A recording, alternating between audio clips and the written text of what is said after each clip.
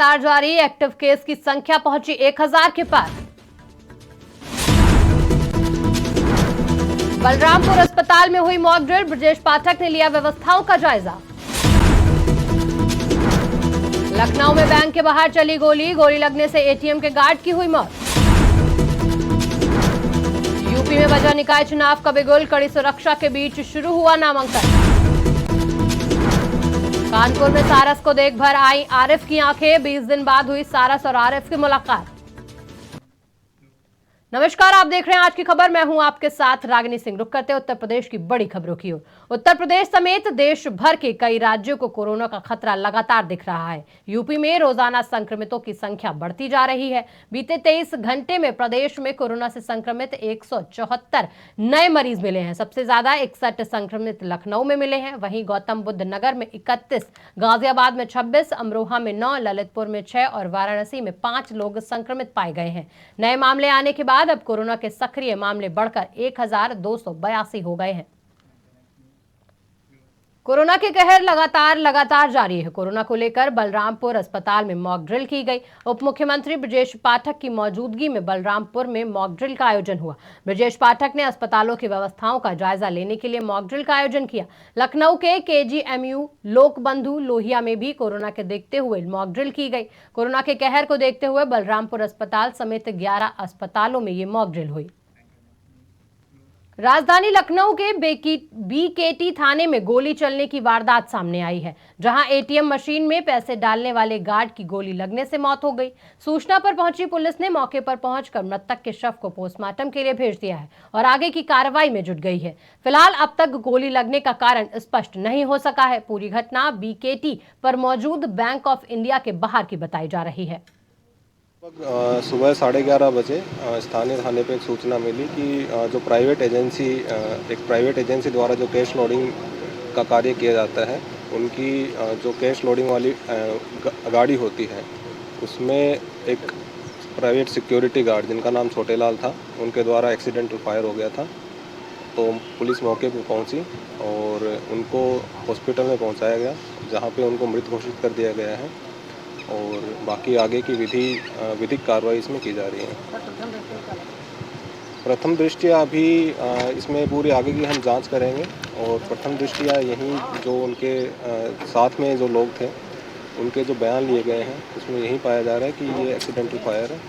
बाकी और इसमें आगे की जो भी विधिक कार्रवाई है, हर प्रकार से हमने एफएसएल टीम को भी बुलाया है। यूपी में नगर निकाय चुनावों का बिगुल बज चुका है। 2 चरणों में होने वाले इस चुनाव में पहले चरण के लिए मंगलवार से नामांकन शुरू हो चुके हैं। अमरोहा में आज कड़ी सुरक्षा के बीच नामांकन हुआ। डीएमएसपी ने नामांकन स्थल का निरीक्षण किया। अमरोहा में 5 नगर पालिका और 4 नगर पंचायत का नामांकन हुआ। इसी के साथ 9 निकाय में 196 वार्ड, 185 मतदान केंद्र बनाए गए। निकाय नगर चुनाव को लेकर अमरोहा के 34 सेक्टर में 12 जोन में बांटा गया। अमरोहा में नगर पालिका के जीआईसी कॉलेज में नामांकन किया गया। देखिए, जो भी वर्तमान में चुनाव है, इसकी नामांकन प्रक्रिया आज शुरू हो गई है। इसके लिए जगह जगह डिप्लॉयमेंट करी गई है। जैसे आप देखेंगे कि एंट्री सबके लिए अलग करी गई है। एंट्री के बाद में जो बैरिकेडिंग की व्यवस्था है, 200 मीटर दूर जहां पे पार्किंग कराई जाएगी और जो प्रत्याशी हैं, प्रत्याशी के साथ में जो इलेक्शन एजेंट है और साथ में उनके प्रस्तावक और एक व्यक्ति और, जिनकी सुविधा के लिए बताया गया कि वही अंदर आ पाएंगे, तो उनको वहाँ पे गेट पे फोर्स लगाई गई है। उसके लिए फ्रिस्किंग उनकी की जाएगी। डीएफएमडी, एचएचएमडीज लगाए गए हैं। साथ में पीएसी का हम लोगों ने एक प्लाटून सभी सीओस को दिया गया है। देखिए, राज्य निर्वाचन आयोग के निर्देशानुसार स्थानीय निकाय नागर का चुनाव शुरू हो गया है और आज से नामिनेशन शुरू हो गया। आपने देखा होगा, नगर पालिका परिषद अमरोहा के लिए हम लोगों ने राजकीय इंटर कॉलेज अमरोहा में नामिनेशन के लिए काउंटर बनाए हुए हैं और अभी एक सदस्य के लिए एक मैडम ने बल्कि फॉर्म भी अभी खरीदा है। तो इस प्रकार से हमारे आरओ तैनात कर दिए गए हैं और उन्होंने अपना काम शुरू कर दिया है। आरिफ और सारस की दोस्ती भले ही टूट गई हो, लेकिन दोनों एक दूसरे से मिलने के लिए हमेशा ललायत रहते हैं। मंगलवार को सपा विधायक अमिताभ वाजपेयी के साथ आरिफ कानपुर के चिड़ियाघर पहुंचे। आरिफ बाड़े में रखे गए अपने मित्र सारस के पास पहुंचे। सारस आरिफ को देख इतना उत्साहित हो गए कि वो उससे मिलने के लिए बाड़े में उछल कूद मचाने लगे। सारस बार बार आरिफ को देखने के लिए अपने सर को ऊपर नीचे करता रहा, लेकिन बाड़े में लगी जालियों ने दोनों को मिलने से रोक दिया। सपा विधायक अमिताभ वाजपेयी ने उस दृश्य को बयां करते हुए क्या कुछ कहा, आप भी सुनिए। आज सारस के दोस्त आरिफ की मुलाकात सारस से चिड़ियाघर के अस्पताल में जो अस्पताल के नियम थे उनके अनुरूप कराई गई। निश्चित रूप से जो पक्षी की मोहब्बत इंसान के प्रति थी उसको देख करके कोई भी इंसान जिसके मन में प्रेम होगा वो भावविवल हो जाएगा। हम लोगों की भी आंखें छलक आईं जिस प्रकार से उस पक्षी ने आरिफ को देखते ही अपनी गर्दन को हिलाना, चोंच को निकालना, पंख फड़फड़ाना शुरू किया। निश्चित रूप से जो लोग नफरत के वाहक हैं, जो आज नफरत की राजनीति कर रहे हैं, उनको सबक देना चाहिए। जब पक्षी के मन में इंसान के प्रति इतना प्रेम है तो इंसान के प्रति इंसान के मन में क्यों ना प्रेम हो, इस पे हम सब लोगों को चिंतन करना होगा। आरिफ भाई को उनकी साहसपूर्ण दोस्ती के लिए सलाम। खबर चंदौली से है, जहां जिले में झोला छाप डॉक्टरों की ग्रामीण क्षेत्रों में चल रही क्लिनिक में फर्जी डॉक्टरों द्वारा मरीजों के जीवन से खिलवाड़ किया जा रहा है। चंदौली के तिवारीपुर गांव में नाबालिग बच्चे द्वारा मरीजों को दवा दी जा रही है। वहीं हॉस्पिटल या क्लिनिक का कोई नाम नहीं रखा गया है, जिससे साफ जाहिर होता है कि हॉस्पिटल या क्लिनिक फर्जी तरीके से संचालित किया जा रहा है, जिसकी जानकारी सीएमओ को दी गई। चंदौली के डॉक्टर युवक किशोर राय ने क्या कुछ कहा, आप भी सुनिए। पूर्व में भी जिलाधिकारी महोदय द्वारा प्रत्येक ब्लॉक में टीम गठित कर दी गई है, जिसमें कि वहाँ के अधीक्षक या प्रभारी चिकित्सा अधिकारी के साथ साथ संबंधित तहसील के एसडीएम साहब के साथ भी एक टीम बनाई गई है। जिस तरह से हम लोग अभियान चला रहे हैं पूरे जनपद में, और विशेष तौर पे अगर कहीं किसी से जगह से कोई शिकायत मिलती है, कोई स्पेसिफिक इनपुट मिलता है, तो निश्चित रूप से हम लोग कार्रवाई कर रहे हैं। और किसी भी तरह से ये बिल्कुल स्वीकार्य नहीं है कि कोई भी नर्सिंग होम या क्लिनिक या पैथोलॉजी सेंटर बिना पंजीकरण के अपना क्लिनिक या नर्सिंग होम संचालित करें। ये खबर अमरोहा से है, जहां आज ज्योतिबा फूले की जयंती पर माल्यार्पण करने पहुंचे प्रभारी मंत्री संजय गंगवार ने बीजेपी कार्यकर्ताओं के साथ नगर निकाय चुनाव को लेकर बैठक की और अमरोहा का नाम बदलने की मांग फिर से उठाई। अमरोहा का नाम ज्योतिबा फूले नगर रखने की सैनी समाज के लोगों ने मांग की। प्रभारी मंत्री संजय गंगवार ने कहा कि इस पूरे मामले से मुख्यमंत्री को अवगत कराया जाएगा और इस पर विचार विमर्श किया जाएगा।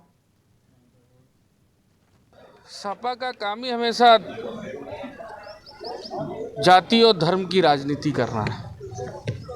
भारतीय जनता पार्टी सबका साथ सबका विकास का मंत्र लेकर के काम करती है और सभी वर्ग, सभी जाति, धर्म, पंथ जितने हैं, हम सबका सम्मान करते हैं और सब लोग भारतीय जनता पार्टी को आशीर्वाद देते हैं।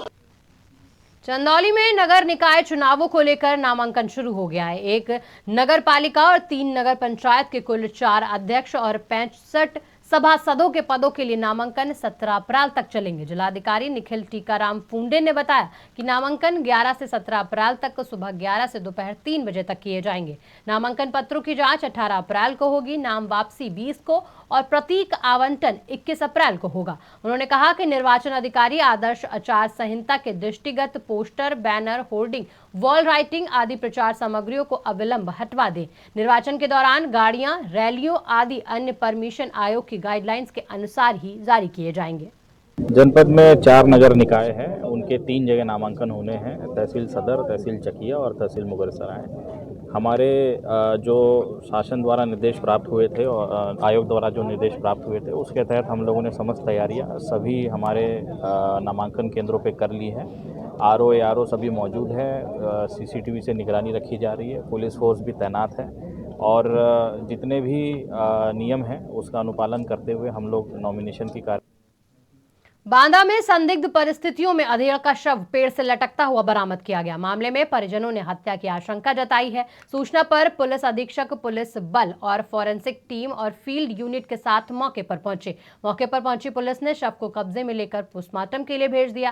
साथ ही पुलिस मौके पर मिले साक्ष्यों के आधार पर जांच में जुटी है। वहीं पोस्टमार्टम रिपोर्ट आने और परिजनों द्वारा तहरीर मिलने के बाद पुलिस आगे की कार्रवाई करेगी। पूरा मामला जसपुरा थाना के मजरा खेरी डेरा का बताया जा रहा है। उत्तर प्रदेश के बिजनौर में कलयुगी पत्नी ने ऐसी करतूत को अंजाम दिया कि हर कोई सन्न रह गया। पत्नी ने पति को 3 दिनों से बंधक बनाकर कमरे में कैद करके रखा था। जानकारी होने पर पुलिस पहुंची तो उसे आजाद कराया। खुलासा हुआ कि पत्नी ने पति को हाथ और पैरों को जंजीर से बांधकर जमकर यातनाएं दी थी। पीड़ित पति ने थाने में पत्नी के खिलाफ तहरीर दी है। थाना नूरपुर के मुरादाबाद मार के मामले में FIR दर्ज कर ली गई है। उसे 3 दिनों से कुछ खाने पीने को भी पत्नी ने नहीं दिया और बेड़ियों से बांध कर रखा। खबर यूपी के सीतापुर से है, जहां अधिसूचना जारी होने के बाद प्रथम चरण 4 मई में होने वाले निकाय चुनावों को लेकर आज सीतापुर के 11 निकायों में नामांकन प्रक्रिया शुरू कर दी गई है। नामांकन स्थल को कड़ी सुरक्षा व्यवस्था के बीच किया गया। हर तरफ बैरिकेडिंग की गई, जगह जगह पुलिस व्यवस्था लगाई गई। इसी के साथ DM और SP लगातार कॉम्बिंग करते नजर आए। यही नहीं, नामांकन प्रक्रिया में कोई भी गड़बड़ी ना हो, इसको लेकर जगह जगह CCTV कैमरे लगाए गए। वहीं कोविड-19 पर प्रशासन काफी सख्त नजर आया। यहाँ पे हम लोगों ने जो एंट्रेंस है और गाड़ियों का जो मूवमेंट है उसको भी कंट्रोल किया हुआ है और किसी प्रकार से यहाँ पे भीड़ ना हो या लोगों को किसी प्रकार की दिक्कत ना हो, उसके लिए पर्याप्त व्यवस्था है। हम कोशिश कर रहे हैं कि सीमित संख्या में ही नामांकन प्रपत्र लेने और जमा करने के लिए लोग कक्ष के अंदर जाए। एक सिंगल पॉइंट एंट्री है, जहाँ से जो भी प्रत्याशी जो नॉमिनेशन भरने के लिए आएंगे वो चेकिंग फ्रेस्किंग होकर के जाएंगे। जो आयोग का दिशा निर्देश है, जो उच्चाधिकारियों के दिशा निर्देश हैं, उनका संपूर्ण रूप से पालन किया जाएगा। आप देख रहे हैं हमारे दोनों अधिकारी, दोनों क्षेत्राधिकारी यहाँ पर मौजूद हैं, मजिस्ट्रेट मौजूद हैं और पूरा जो एरिया है वो कॉर्डन ऑफ होकर के जो दिशा निर्देश है उसी के साथ कैंडिडेट अपना पर्चे ले जाएंगे, नॉमिनेशन करेंगे और इसमें किसी भी तरह की स्थिति। उत्तर प्रदेश में नगर निकाय चुनावों की तारीखों का ऐलान राज्य निर्वाचन द्वारा किया गया, जिसके लिए आज से नामांकन की भी शुरुआत हो चुकी है। वहीं नगर निकाय चुनावों को सकुशल संपन्न कराए जाने के लिए पुलिस व्यवस्था और तैयारियों के संबंध में विशेष पुलिस महानिदेशक कानून व्यवस्था प्रशांत कुमार ने क्या कुछ कहा, आप भी सुनिए।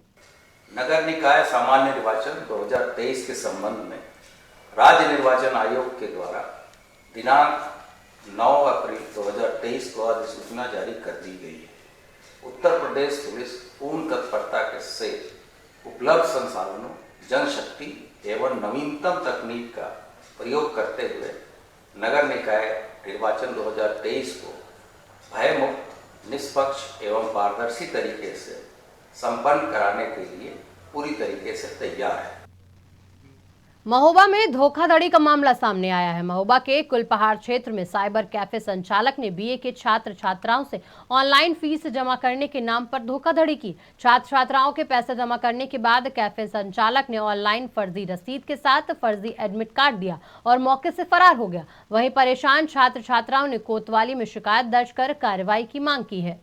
क्या नाम है, क्या शिकायत करके आए हैं आज? सर, हमारा नाम ब्रज किशोर है, जो कि हम यहाँ पचारा ग्राम के निवासी हैं और यहाँ कुलपहाड़ में पढ़ रहे हैं। ये गोस्वामी कॉलेज महाविद्यालय जो उसमें पढ़ते हैं। तो हमने एग्जामिनेशन फीस भरवाई थी, जो उमेश कुमार सोनी हैं उसके पास से एप्लीकेशन फीस भरवाई थी, लेकिन उन्होंने फीस पे नहीं की और हमें फर्जी रसीद काट के दे दिए। और जब कॉलेज में गए हम एडमिट कार्ड लेने के लिए, तो उन्होंने कहा कि तुम्हारी फीस नहीं कटी है, तुम्हारा। फिलहाल उत्तर प्रदेश की बड़ी खबरों में इतना ही। देश दुनिया की बाकी बड़ी खबरों के लिए देखते रहिए आज की खबर।